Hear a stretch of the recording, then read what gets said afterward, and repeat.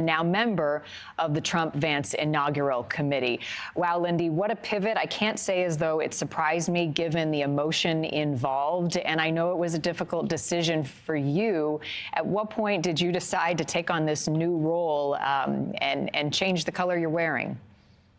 Marnie, it's so good to be with you again. Watching that previous footage was just heartrending for me because I never planned on doing this at all. I had tried very hard to clean house internally, but no one listened, and we still don't have any accounting. So we still don't know what happened to that money. We do know that $500 million went to just 4 well-connected Democratic firms who got rich. A lot of people became overnight multimillionaires. And I fear that these people are just going to move on to the next campaign and fail up, essentially. And so this has been lightning speed for me. This is not what I anticipated at all. And they kind of forced my hand. When you are called the C word, the W word, and the B word, and a Chinese spy every single day on an hourly basis, it grinds down your soul. There's only so much you can take. And actually, the Chinese Communist Party killed my great-grandfather. So for people to make the allegation is just so deeply distressing. And there's just only so much you can take. And once I don't want to name him, but there is a member of the DNC leadership goading influencers and members of the so-called K-Hive to come after me simply for asking questions.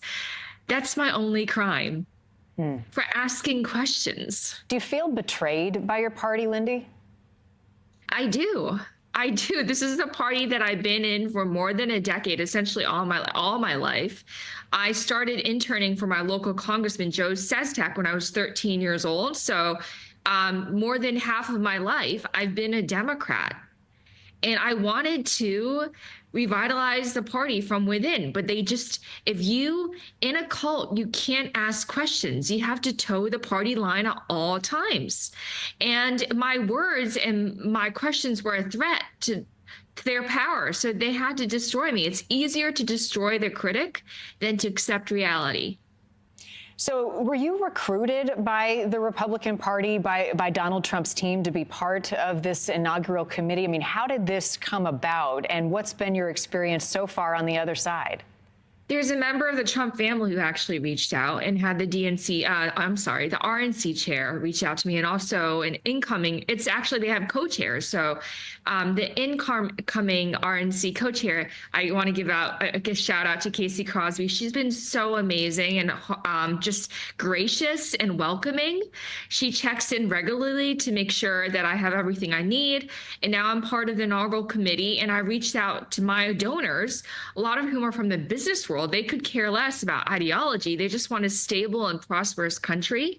They are so enthusiastically donating to the inauguration. One donor actually offered to give $100,000, but was placed on the wait list because we've reached the fire code capacity. Wow. So the enthusiasm has been through the roof. And you've heard about this. I mean, you know that Zuckerberg and Bezos and Tim Cook and other tech titans are all going to be there. People are definitely very excited about this. Wow. Well, what a switch. Lindy, we'll be in touch. I want to talk about the money being raised, how it's going to be spent, what happens with those coffers and your experience as it compares to where you had come from. As always, appreciate the generosity of your time. Thank you so much, Marnie. You're the best. Thanks, Lindy. All right.